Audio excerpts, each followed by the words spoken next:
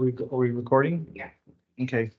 Welcome, everybody, to the Calaveras County Water District Legal Affairs Committee meeting. It's approximately 1:03 p.m. on Tuesday, June 24th. Please rise and meet me or join me in the Pledge of Allegiance. I pledge allegiance to the flag of the United States of America and to the republic for which it stands, one nation, under God, indivisible, with liberty and justice for all.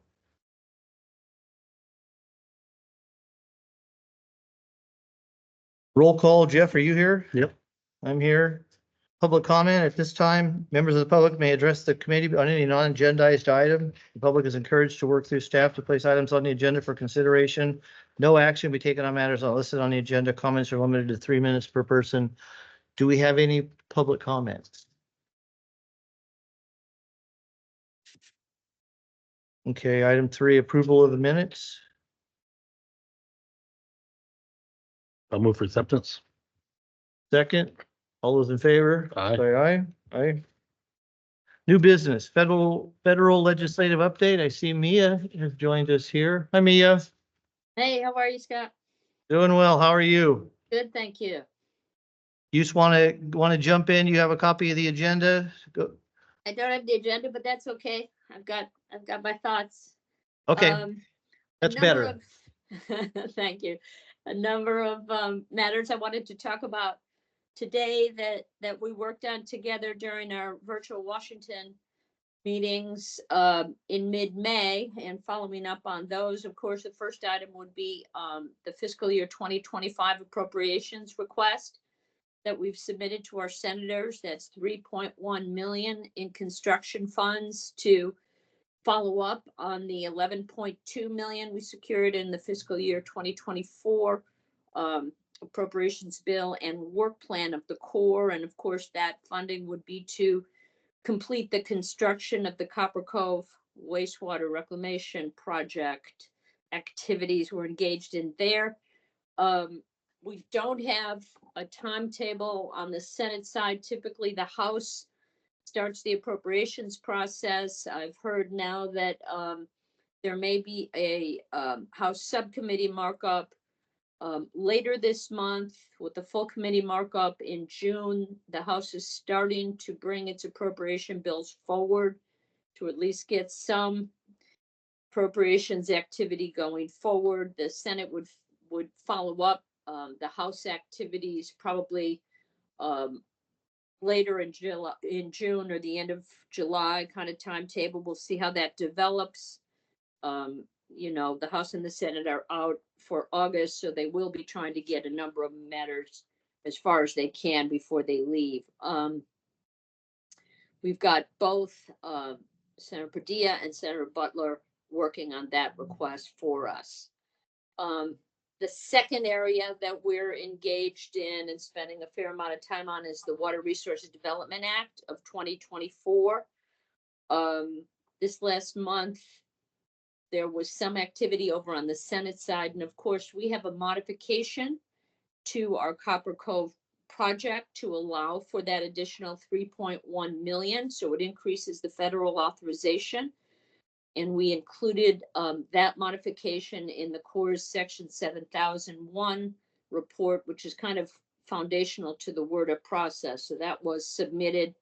The Senate committee went ahead and approved its WRDA legislation ahead of the House, which is not unusual. The Senate bill, despite our provision being in the Corps' report, the Senate bill did not take up our modification to date. We've asked Senator Padilla, who's on the committee, to ask to have that folded in as part of a manager's amendment when the bill goes to the Senate floor. So that's what we're discussing right now with Senator Padilla's office and Senator Butler supporting that. Senator Butler's not on the committee, but has been supportive. So that is in play right now. On the House side, they're still developing their legislation. As you know, Congressman McClintock sees a request like this as an earmark request, so he chose not to submit it. However, Congressman Garamendi did submit our request to the Transportation and Infrastructure Committee that develops the word of legislation.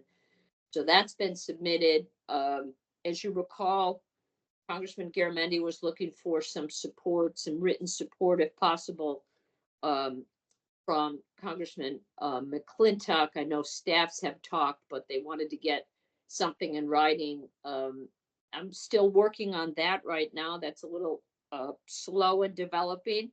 I'll reach out if I need some additional assistance on there, but that request is in. It would be best if Congressman McClintock would support that with the committee, because that's in his district, not Congressman Garamendi. So that kind of we want to tie that up.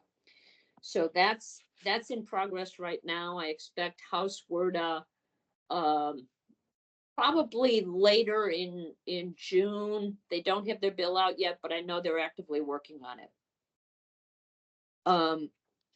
Another matter that we've been spending a fair amount of time on, well, let me just finish up on that. Senator Padilla's office, I've asked them also to reach out to the House side to let them, let Congressman Garamendi's office know that they are supportive.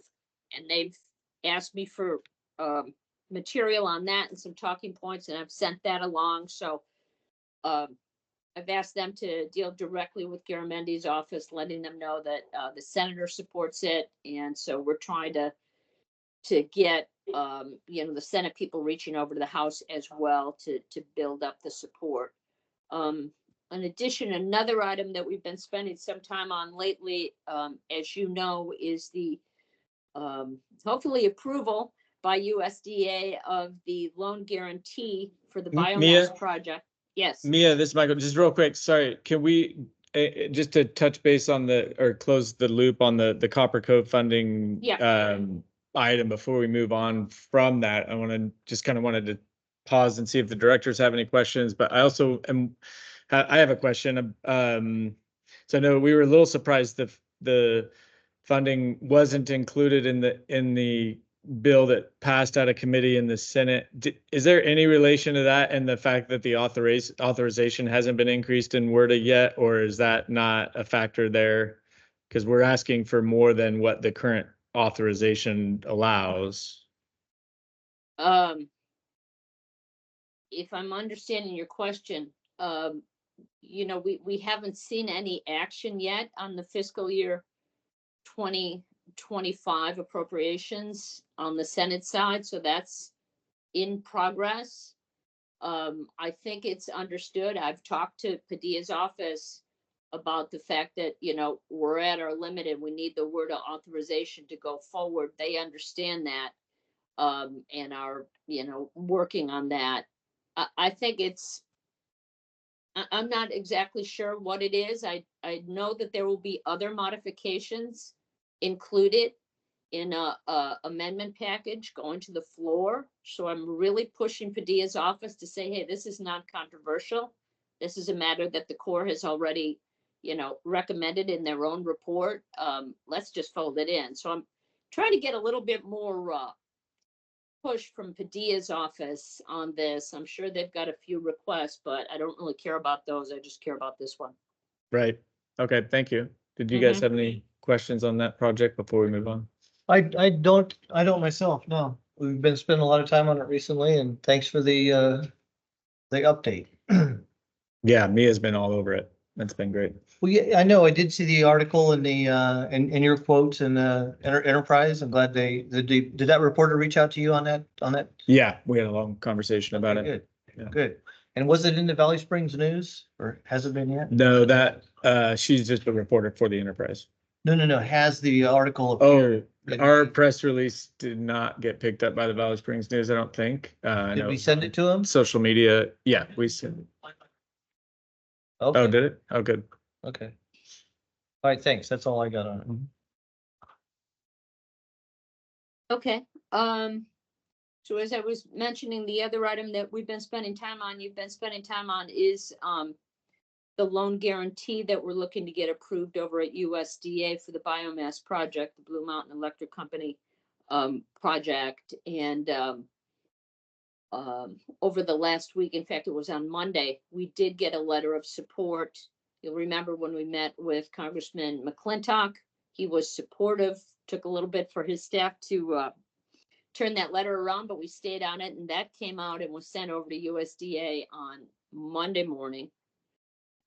So we're pushing that. I know we've also sent a letter over to Padilla's office to try to get them to engage. Kind of hard to get their attention on something that they haven't spent a whole bunch of time on, but you know, we may get some kind of support there. I was going to ask Michael what he's heard lately, because you're closer to what's happening with the bank than I am. Yeah, we did get a response from Nate Bentham in Padilla's office, who we met with, but last fall. He's the Padilla's energy guy. Oh, yeah. And he referred us to a different staff person. I think it was like the assistant state director or something, to handle this. So we're still trying to work with Padilla's office on it, but I know, yeah, it's a big ask for them. Why don't you send me that number or that name and email too, and I can just also coordinate on my Absolutely. side. Yep, will do. Okay. Yeah, so we're still waiting for the USDA. Apparently it was approved. The new loan package was approved by the state folks, the USDA folks in California.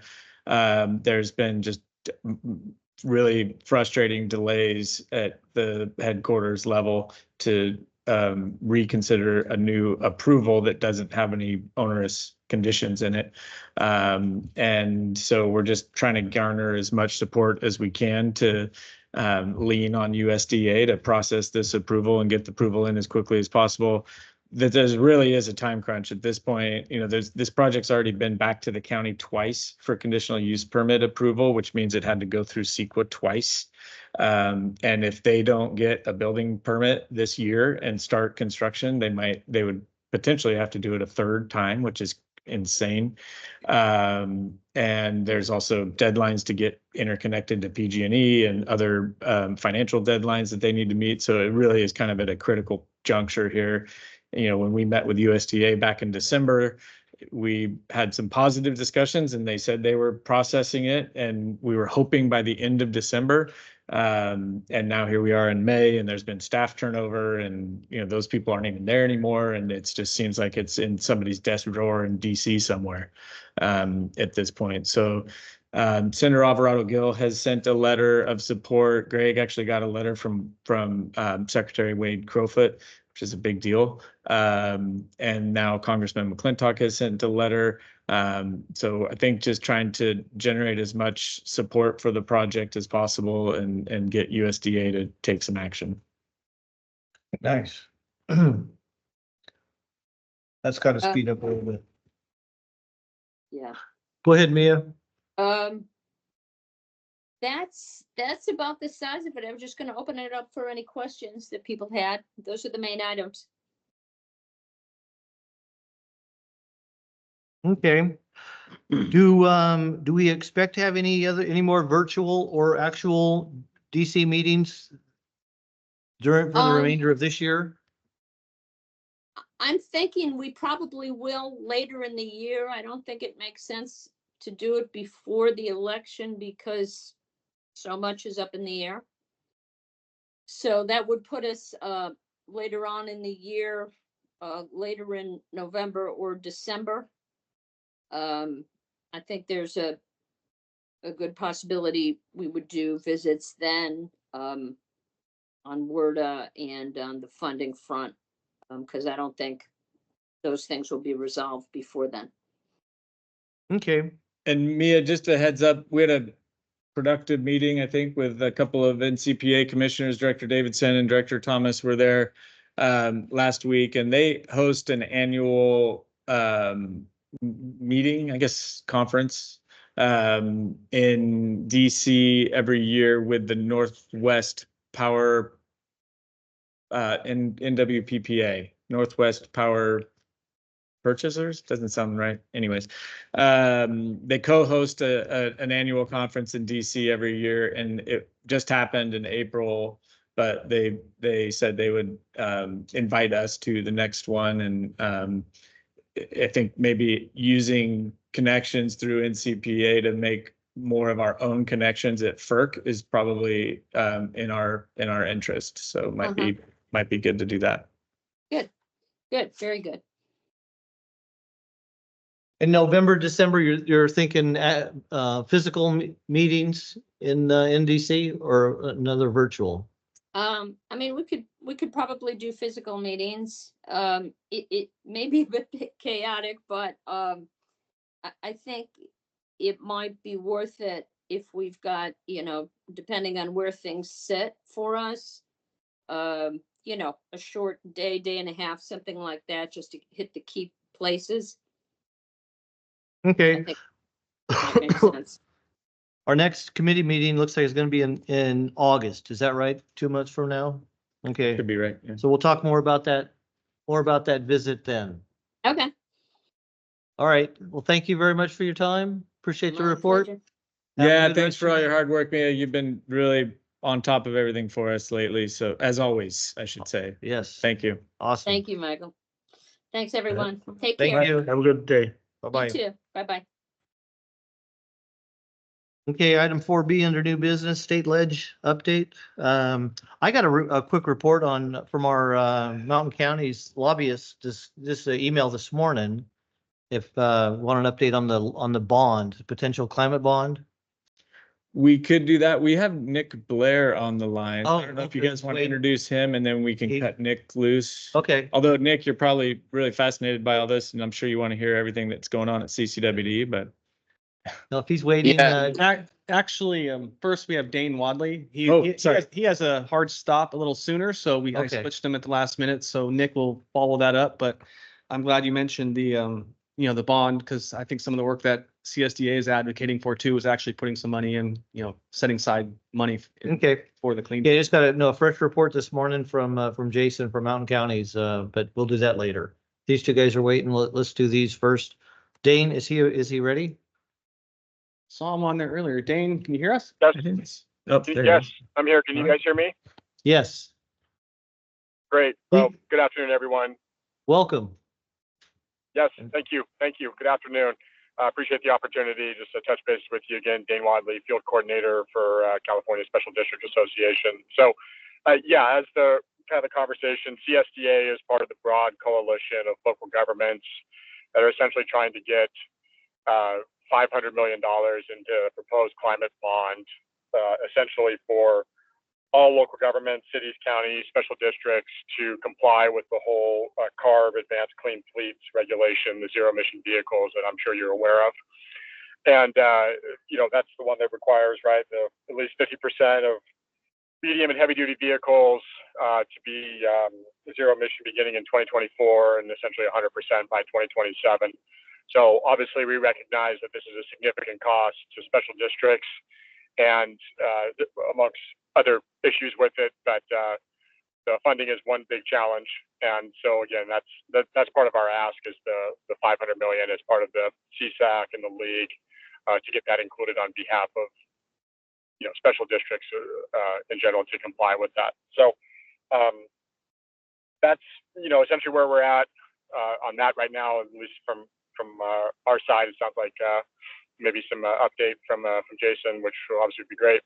But just letting you know that that's certainly one of our priorities. We had our legislative days in the state capitol a couple weeks back, and it was certainly one of our main priorities with every office. We met with over 80 legislative offices in the state capitol, and this was on kind of one of our number 2 talking point, as it were, in terms of priority issues and legislation for special districts. So we certainly communicated that message to a number of legislators and their staff in the past 2 weeks. And of course, now it's really getting crunch time here. Sorry, in the background. It sounds like they found you, Dane. Budget. You better I know, pull over. exactly. Yep. I'm coming back to Calaveras County. Yeah. But anyway, so that's the main thing. on the bond side, I'll just touch on real briefly federally too, that you may recall that last time I was on, the CSDA's priority federal bill is HR 7525 to get a definition of special districts in the federal law and essentially include special districts and financial opportunities for local governments. That bill has passed off the House with overwhelming support, a number of co-sponsors from California as well. So really excited to see that. And so now we're trying to get a companion measure in the U.S. Senate, and of course been having conversations with our U.S. Senate delegation to help carry that process forward. So good news on that. Very, very exciting times. We're kind of moving that one forward. And the last thing I'll just touch on real briefly, and then happy to take questions too, is there's a number of kind of development impact fees, as we're calling them, that are concerning to us. Essentially, bills that would kind of delay like the collection of development impact fees for, obviously for certain developments and until certain time frames, which we feel, not only basically affects the finances, right, of special districts by, kind of putting our members a little bit more on the hook to carry any sort of development costs until later periods of time in the development process, which we don't think works. So those are some active bills that we're working as bills cross over to the Senate and Assembly, respectively, will be a priority for us over the next month. So, thank you. Happy to answer questions. Well, good report. Thank you for your time, Dane. Does anyone have any questions for Dane? No. All right. Well, thank you very much, Dane. We'll let you be on your way. Be safe, and we'll see you soon.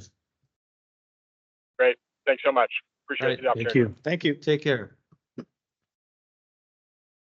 So yeah, I just thought that might be a nice segue into, Nick Blair giving a brief presentation too on some of their work right now with CARB and again, how it might tie in with this climate bond potentially. So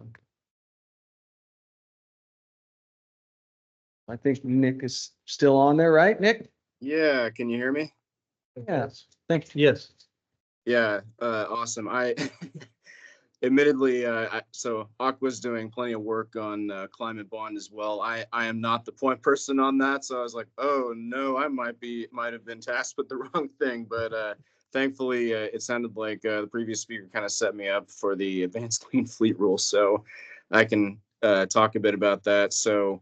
For the benefit of the room, hi everyone, my name is Nick Blair. I'm a state relations advocate with the Association of California Water Agencies, and I'm primarily focusing on the regulatory advocacy side on water quality and energy issues. So it probably comes as no surprise, over the last few years, I've spent a lot of time with CARB, talking about fleet electrification and why there are a lot of considerations that they need to make for state and local fleets, including all of our wonderful water agencies.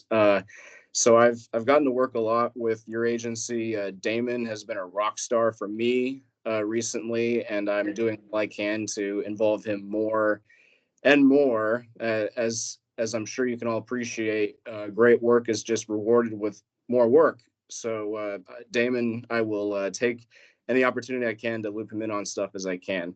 So just to give you a sense of where we currently are, as I'm sure maybe you're aware, the Advanced Clean Fleet Rule was adopted last year, and it took effect January 1 of 2024.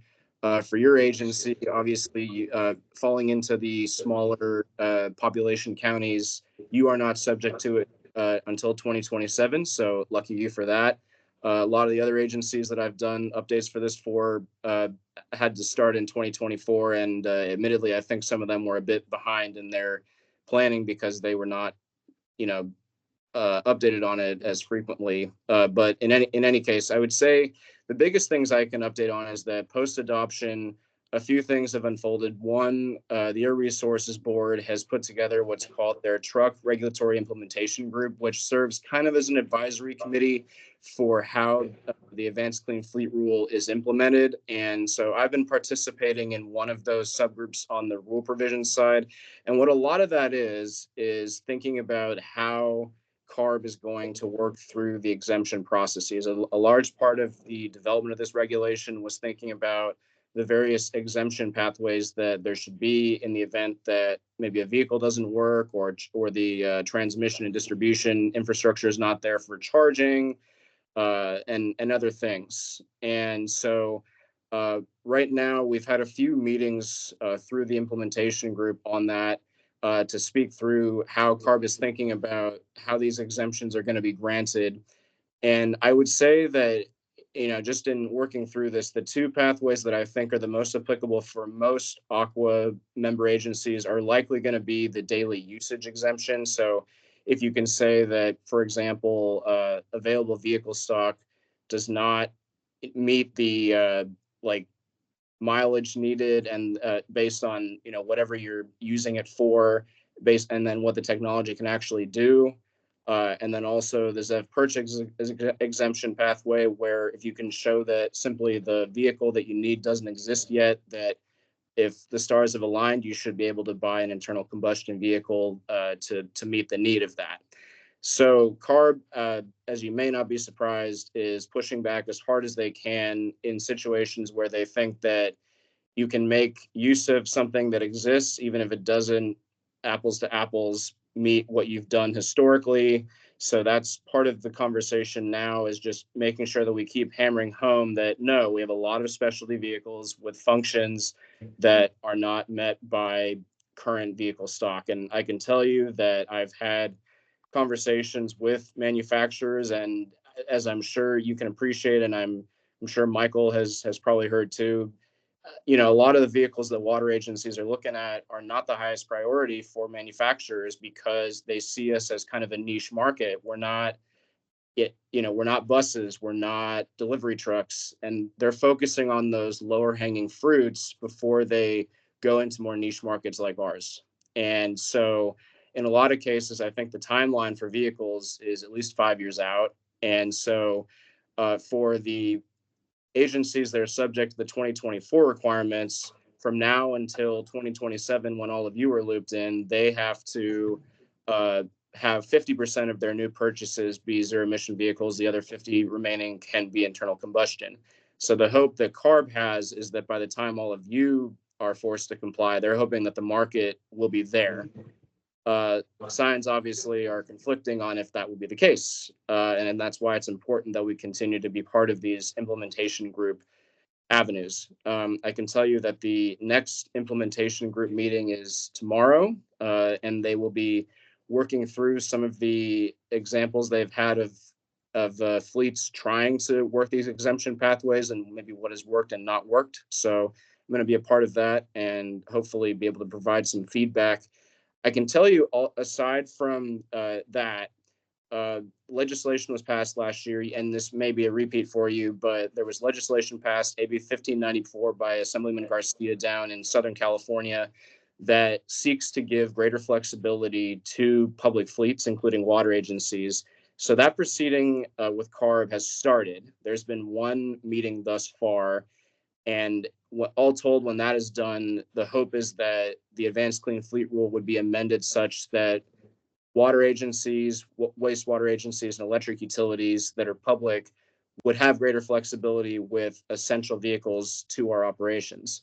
And they're hoping to have that wrapped up by the end of 2025. So that's just getting underway. And I can tell you something that I have done at the request of CARB. I submitted a incomplete, and I will emphasize that I made very clear that the list was not a complete list, but a list of very common vehicle functions that water agencies have, because as time goes on, it continues to be clear that CARB still does not fully comprehend what water agencies do day in and day out. So my hope is to continue to educate them as we try to better think about the vehicles that should be given greater flexibility in the event that an electric vehicle model is not available to replace. So that is ongoing. That is just getting underway. So we're very much early on in that. And I can tell you also that aside from CARB, funding obviously is a big challenge right now because it's a down budget year, hence all this fun with climate bond.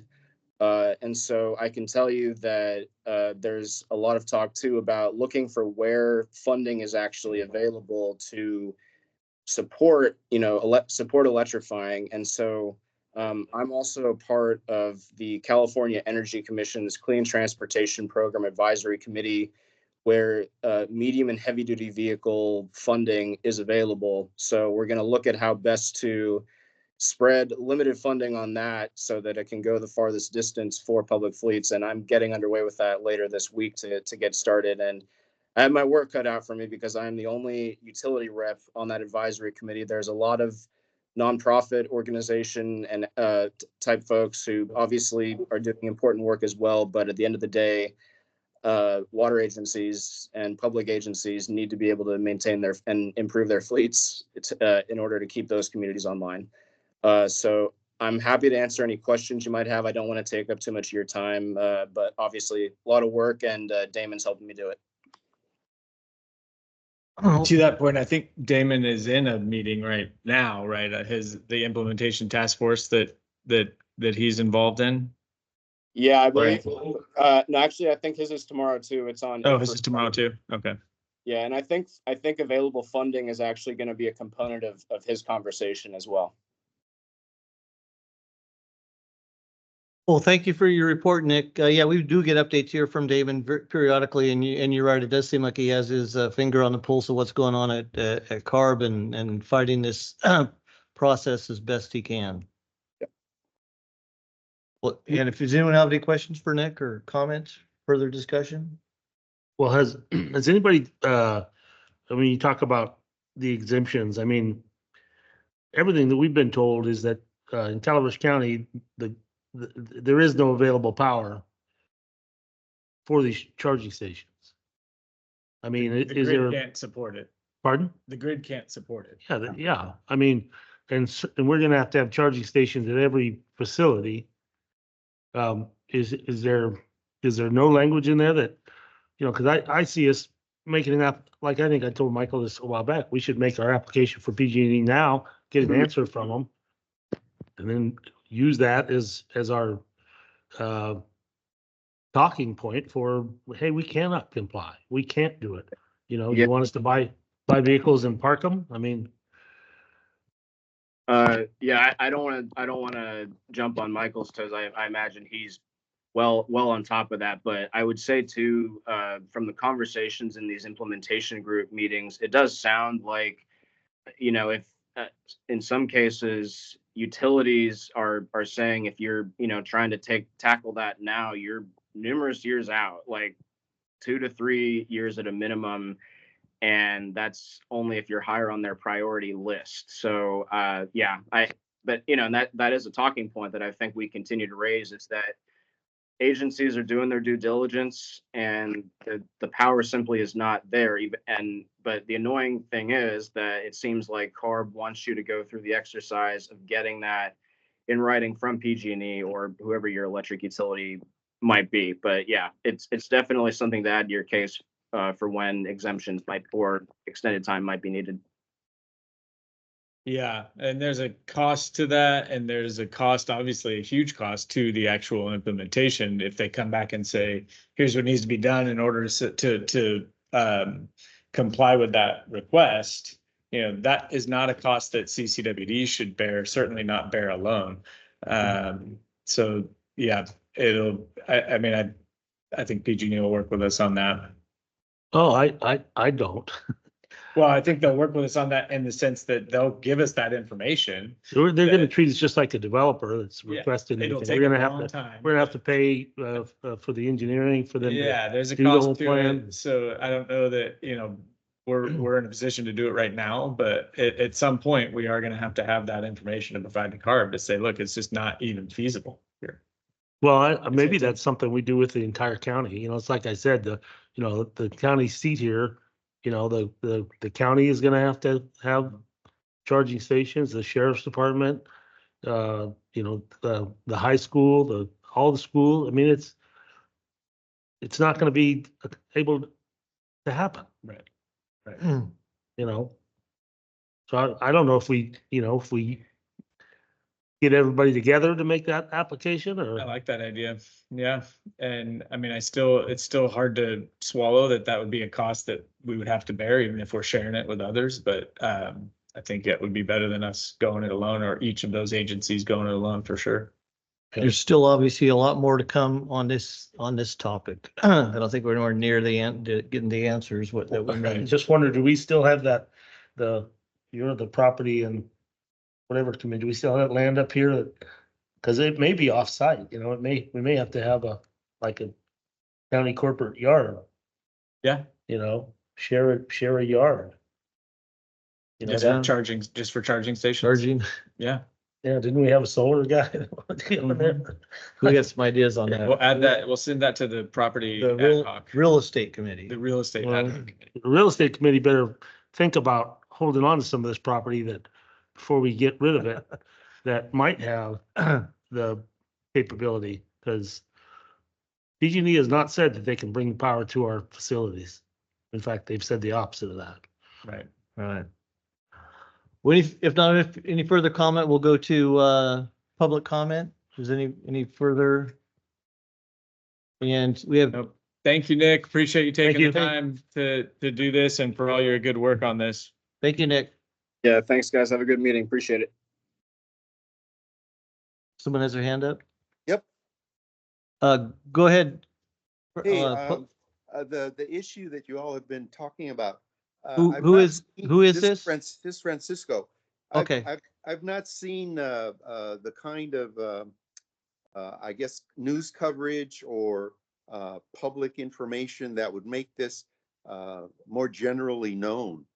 And since since you just mentioned that y'all are in the same boat essentially as a county because of the various infrastructure shortcomings, it seems like an awfully good idea to get everybody together and move it forward as a county rather than try to independently deal with it on your own, because it doesn't seem like it's something any of you could move by yourselves anyway.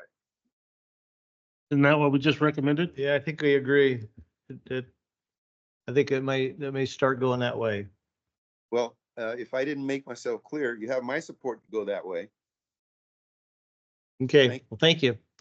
And we do have one more public comment, but it looks like it's one of our directors, Director Underhill. You're not able to participate or even speak at this meeting. It's to be a Brown Act violation involving a third director in a committee meeting. Hope that makes I'm not- sense. Well, yes, but I'm a member of the public. Unfortunately, Director Underhill, you can observe but not comment Oh, on okay, on today's meeting. But I okay. can follow up with you after the meeting and answer any questions or address any concerns you have. Absolutely. Okay, fine. Thank you. Thank you.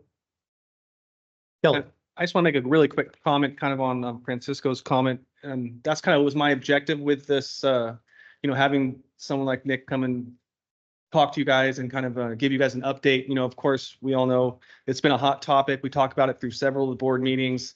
And again, Damon's right in there doing a great job, like Nick said. But I feel like if I can provide some of this information in the packet, get folks to come talk about it, that is going to start getting this information out there. And I really like that. It illustrates what we're facing with this. So that's kind of my objective, is that this is my angle of getting us talking about it more and getting it exposed to the community and whoever will listen. So I am correct the county has to comply with this as well, right?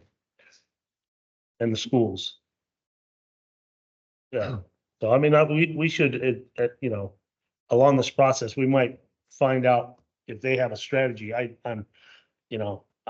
is a conversation that's happening. I know they talked about it at the utilities coordination meeting this morning. So it is a discussion that's happening among the agencies and especially with other water agencies that we talk to.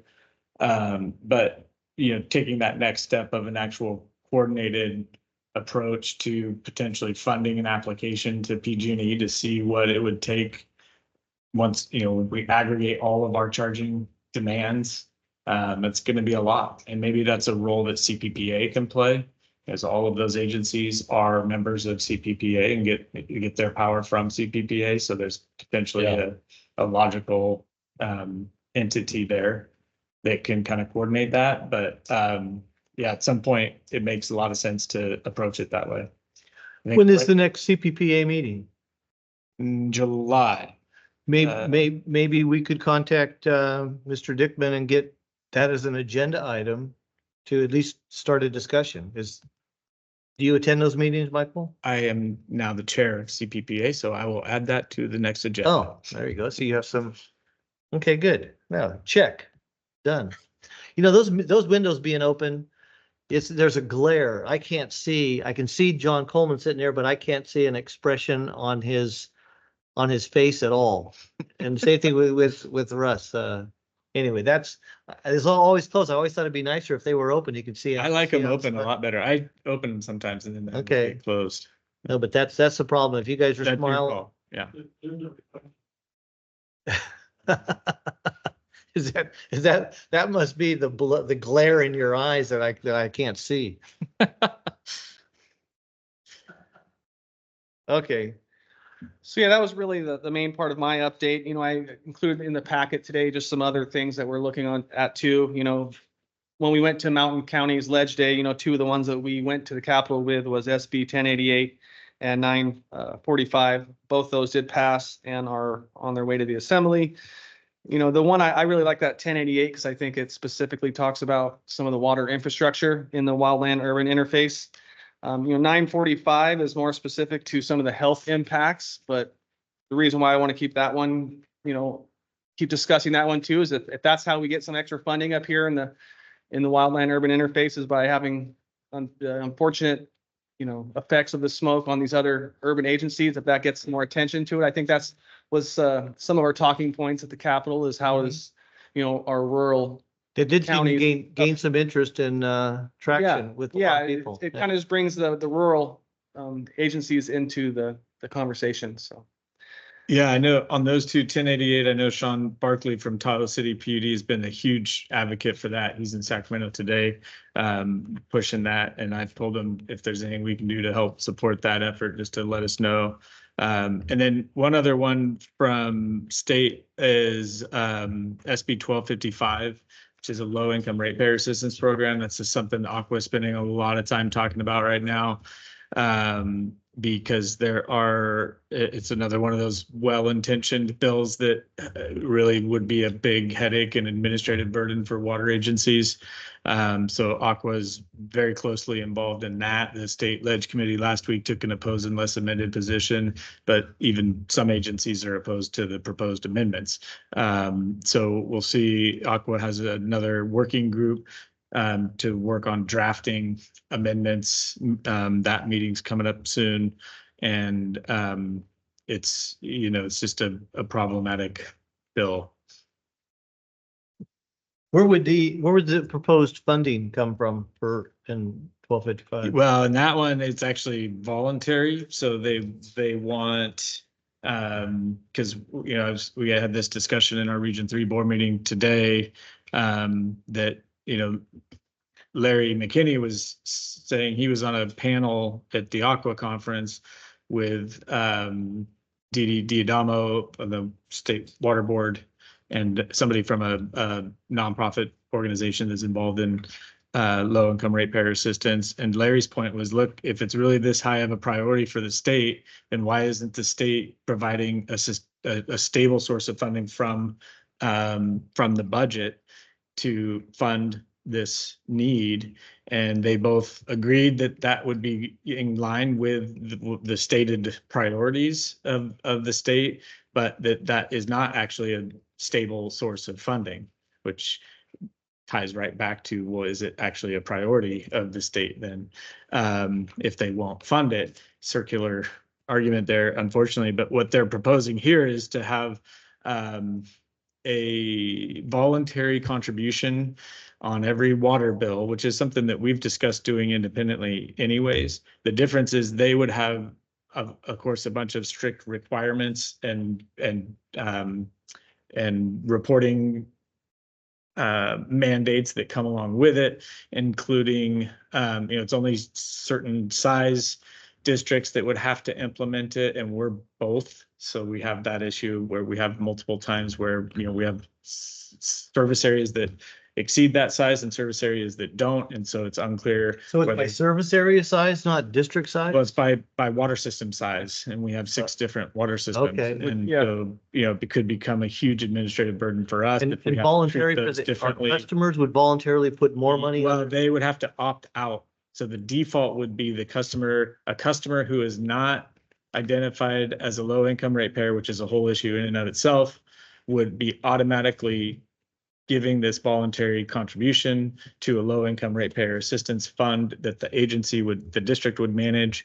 And if they don't affirmatively opt out, they are in to that voluntary contribution. And so there's just a lot of differences between the way the state would mandate us to do it and the way we would do a voluntary program.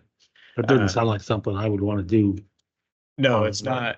not, it doesn't, it's the way they have it set up. It would, again, just be a headache and an administrative nightmare for water agencies when it's something that, a lot of water agencies are already doing. We're considering doing something similar, although we didn't reach the funding level that we even have set aside for the customer assistance program this year. But if we need to invest more funding in that program, voluntary contributions are a way to do it. But not the way this bill has it drawn up. My point to them is if you really want to provide a benefit to low income ratepayer assistance or to low income ratepayers, just fund our capital improvement program. But Yeah. that argument seems, when we have a project like the Arnold wastewater plant that's in a disadvantaged community that would otherwise be, 2 years ago, probably would have been funded 100% by the water board, the way our West Point project is. But those grant funds have now dried up. The state revolving fund has said, sorry, that would normally be a competitive project, but it's not going to get funded. So we're looking for other sources, but infrastructure funding was already competitive and is now, drying up everywhere.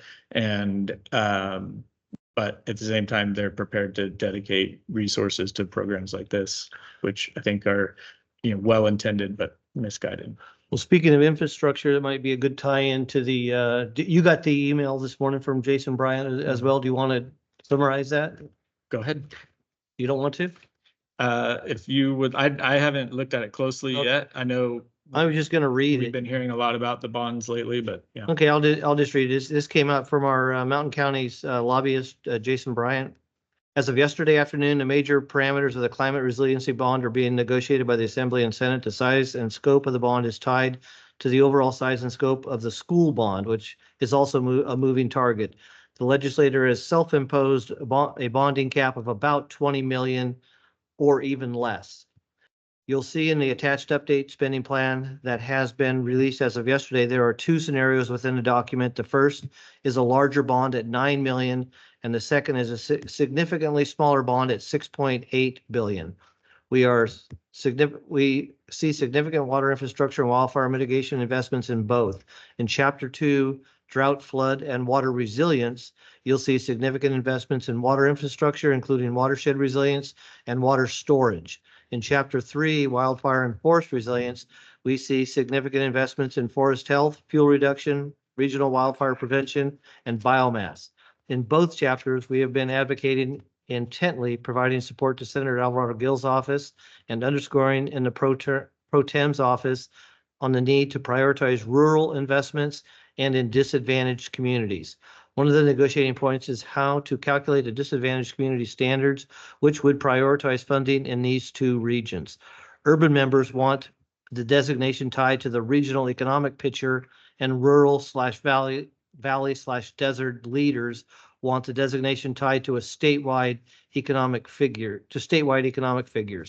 The Senate and Assembly leadership are meeting today tomorrow to finalize parameters of the bond agreement. At that point, the administration will either A, move forward and agree to sign the bond as is, B, make small changes to size and programs, or C, make massive changes to the size of the bond and what programs are in or out. Three-party agreement will end up in a piece or multiple pieces of legislation and be in print for review in the coming days or weeks. This is moving pretty quickly. All signs tell us there will be either no changes or only minor changes, as the administration has not been overtly engaged in the negotiating process thus far and is focused instead on addressing the state budget and negotiating down the deficit with the legislature. It sounds like the legislator plans on voting on the budget bill next week, and the climate bond and school bond will be passed shortly thereafter. So budget on June 10th or 13th and the climate bond on June 13th, 17th, or the 20th. If things fall apart or the administration pushes back on size and scope of the bond, they have until June 27th to pass and sign into law the climate bond bills in order to place them on the November ballot. They may very well take that much time as all of their deadlines are self-imposed. The June 27th is a statutory requirement. So that's all happening next couple Yeah, of weeks. and We it should unravel pretty fast here now that we're in June. I know Aqua's framework for their request for bond funding is still between 5 and 6 billion, which is the same as it was when there was a much bigger bond. So, keeping that level of spending for water, or that is available for water, even though the size of the bond is decreasing, is, I think, a good sign for water. The big question for us and, for Mountain Counties is, are Mountain Counties agencies really gonna see any of that money? Well, it looks like the fire, I mean, if they're looking at forestry, that's gonna come to the mountain counties. It almost has to. If there's money in there, so that will drag it. Maybe it won't be for infrastructure, but possibly for forest management. Right. If there's a chunk in there. We'll compete with Southern California and Northern California, other Northern California areas for that as well. But, hopefully we can preserve some of that funding for water infrastructure in the headwaters. No, that's what I know Dane talked about a little bit, their advocacy day in the state capitol. That's what we focused on in our meetings were a carve out. Some of that money coming dedicated to the mountain counties. Right. I don't know if that's going to happen. That sounds like what Senator Alvarado Gill might be working on too. Okay, we're up against, I think, a hard deadline of a two. Sorry, Kelly, I didn't mean to cut you off there. Did you have other things you wanted to touch on? Are we up against a hard deadline here at 2 p.m. for the engineering committee? That depends on the chair of this committee.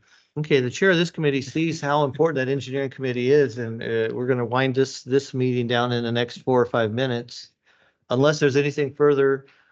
Yeah. Okay. You want me to go out and come back in? So we have till 5 after, you saying? Okay. All right, nothing else, Kelly, from the state? Okay, we got a very good meeting. I like this, but not only, I mean, Mia always gives a fantastic report on the federal side. There's always good conversation there. It's good to have these Dane and Nick today. I'd like to continue doing that. Good job, Michael and Kelly and Don or whoever. Kelly, great job, Kelly. Good job, Kelly. I like this format a lot too. All right, general manager's comments? Moving ahead. Nope, none at this time. I think we've had a good discussion. I agree. Okay, director's comments. No comments. Future agenda items, anything on your mind? Nope. Okay, yeah, let's keep I like the things that we talked about today. They're all timely and they'll be keep coming back to us. Basically the clean fleet. I would like to hear more on by our next meeting. CPPA will have met. I'd like to see if we can do that and then get some something out to the other school districts in the county that's up against this. That is a great idea, and that both Francisco and Director, what's your name again? Director Jeff commented on. Okay, I have no comments, no further. Our next committee meeting will be Tuesday, August 6th, 1 p.m. This meeting's adjourned. Thank you.